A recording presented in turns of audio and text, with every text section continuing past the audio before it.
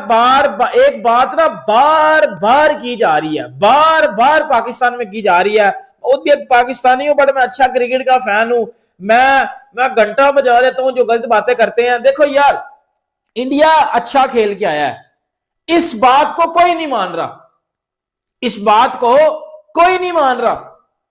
कोई कह रहा है इंडिया ने फिक्स किया, कोई कह रहा है कि जी इंडिया ने पैसे दिए हैं, कोई कह रहा है इंडिया अच्छी क्रिकेट नहीं खेल रहा। मतलब ये मैंने किसी के मुंह से नहीं सुना कि यार इंडिया डिजर्व करता है, ये नहीं मैंने अभी तक किसी के मुंह से सुना।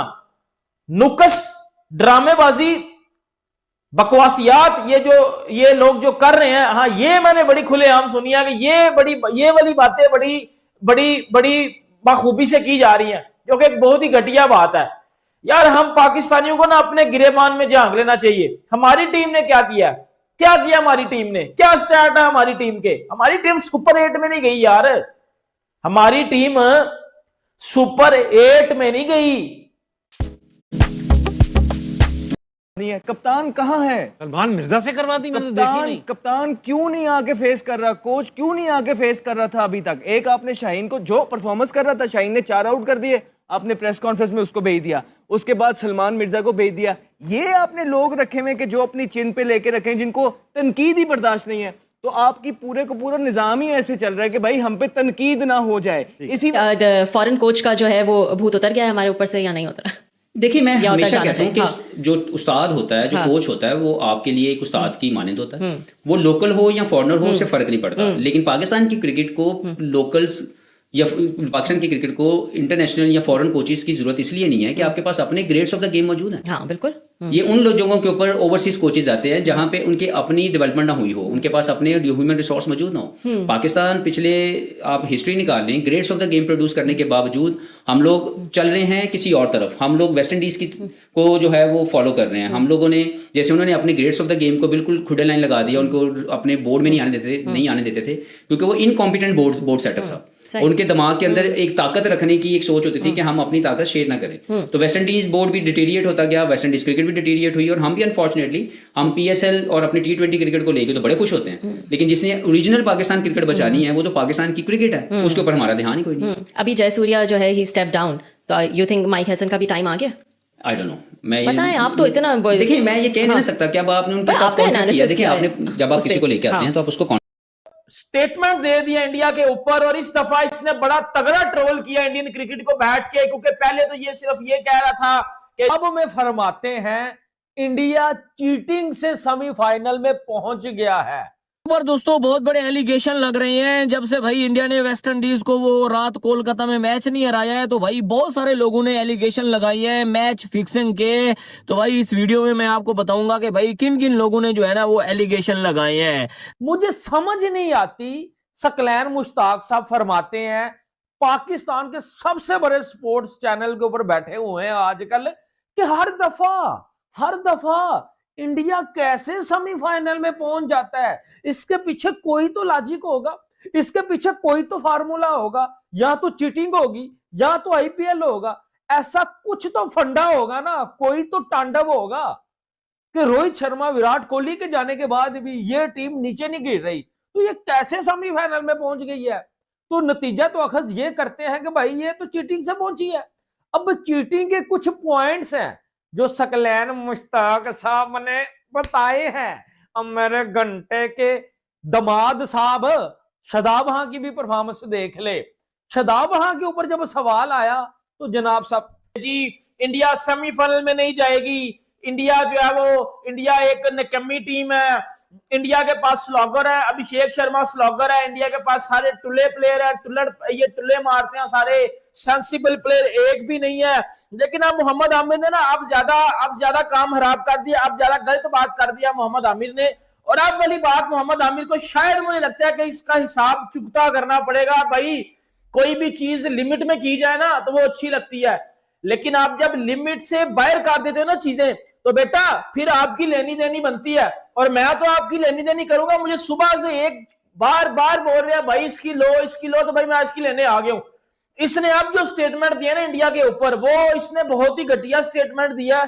और इसने जो दूसरी बात किया ना, लाइक आप एक मेन स्ट्रीम मीडिया पे बैठ के बात कर रहे हो कि भाई इंडिया तो फिक्स करता है, इंडिया तो फिक्सर है। भाई ये गलत बात है ना। अगर आपने ये बात की है तो भाई आप फिर प्रूफ लाओ। अगर मोहम्मद आमिर ये कहता है कि जी इंडिया फिक्स करता है तो भाई इसका फिर प्रूफ चाहिए मोहम्मद आमिर साहब, क्योंकि फिक्सर आप हो। Once a fixer is always a fixer. एक फिक्सर को दूसरा फिक्सर लगता है, बेशक वो फिक्सर ना भी ना हो, तो मैं फिक्सर हूं ना तो मुझे लगेगा भाई ये भी फिक्सर है, बेशक अगला फिक्सर ना हो। तो आप हर बंदे को अपनी, आपके लिए एंगल क्रिएट करना मुश्किल होता है।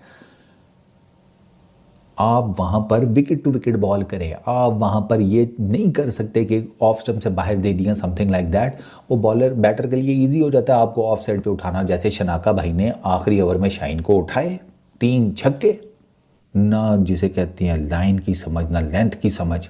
तो शाहिद अफरीदी ठीक, उसने पहले भी कहा था, मैं तो इसको इंग्लैंड के मैच के बाद भी बाहर बैठाता, इसको पता चले कुछ कैसे परफॉर्मेंस देनी है। तो भैया शाहीन, वो लाला ने कहा है ना, लाला कहते ये सारे फारग हैं, इन सारों ने सीखने से इनकार किया हुआ है, ये गुनाह समझते हैं सीखना। आप शादाब, बाबर, रिजवान, शाहीन, उस्मान, फलाना ढिमकाना जो भी ले लें, इंडिविजुअल ब्रिलियंस के ऊपर ये लगे होते हैं। इंडिविजुअल ब्रिलियंस चाहते हैं ये कि भैया हमने अपनी तरफ से काम कर दिया, अब बाकी टीम जाए भाड़ में। ये इनकी सोच नजर आती है ग्राउंड में। उस्मान तारिक को भाई पाकिस्तान की T20 टीम का कैप्टन बनाया जाए, ये राशिद लतीफ कह रहा है। सही है भाई, सारे ही प्लेयर कैप्टन है। जिस तरह वो रिजू सैमन कहता है, भाई देखो हमारी टीम में सारे ही कैप्टन है। वाकई में सारे कैप्टन है भाई। मतलब 1-2 मैच में अच्छी परफॉर्मेंस दे दी, इसको कैप्टन बना दो। इसी वजह से हम भाई सबसे पीछे हैं। आपने सबसे बड़ी गलती ये की थी, इससे पहले जो आपने कप्तान, पहले तो बार बार आपने कप्तान चेंज किया बहुत ज्यादा। तो मेरे ख्याल से अगर आपने कप्तान चेंज करना है, मेरे इन माय ओपिनियन, ठीक है किसी को सही लगता है नहीं लगता, रिजवान इस वक्त मेरे ख्याल में आईसीसी इंडिया को अब सेमीफाइनल का जो मैच है वो नहीं खेलने देगा, क्योंकि इंडिया ने चीटिंग की थी जो है वो सेमीफाइनल में जाने के लिए।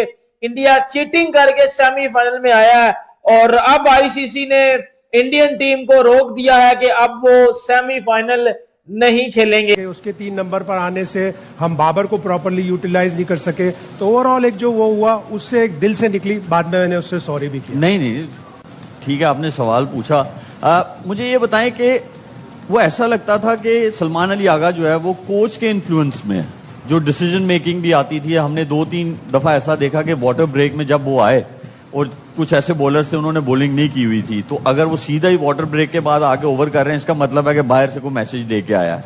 और वो हमने देखा भी कि he was communicating with the captain and telling the captain के ब्रिंग दिस बॉलर, और वो आया भी। तो आपको लगता है कि इन्फ्लुएंस बहुत ज्यादा था कोच का? बहुत ज्यादा था। उसके कहने पे आप इतने ज्यादा ऑलराउंडर्स खिला रहे थे। माइक हैसन के कहने पे आप गए चेयरमैन साहब के पास और आपने कहा ये जो सिलेक्शन कमेटी है उसने 20 में शादाब और बाबर आजम को नहीं रखा, हमें बाबर आजम चाहिए। माइक हैसन के कहने पर, उस पर मुझे बड़ी हैरानी हुई कि माइक हैसन बार बार कहते रहे कि नहीं बाबर आजम स्पिनर पे वीक है, उसका स्ट्राइक रेट अच्छा नहीं है। उसके बावजूद वो गए और सिलेक्शन कमेटी के फैसले को उन्होंने चेंज करवा लिया। अब अलीम डार साहब ने इस्तीफा दिया।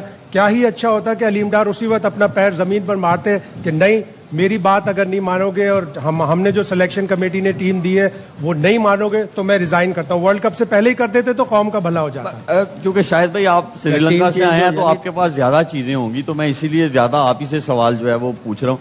आपने बाबर आजम की बात की, उस पर कोच माइक हैसन और जो कैप्टन थे, सिलेक्शन कमेटी नहीं चाहती थी उनको स्क्वाड का हिस्सा वो बनाए, और सिलेक्शन कमेटी ने एशिया कप से ड्रॉप किया था उसे। जी, तो इन्होंने जो है बोला ये तो समझ आ गई, लेकिन इन्होंने एक और प्लेयर के बारे में बोला था कि ये हमें नहीं चाहिए, लेकिन वो था, वो सिलेक्शन कमेटी ने डाला।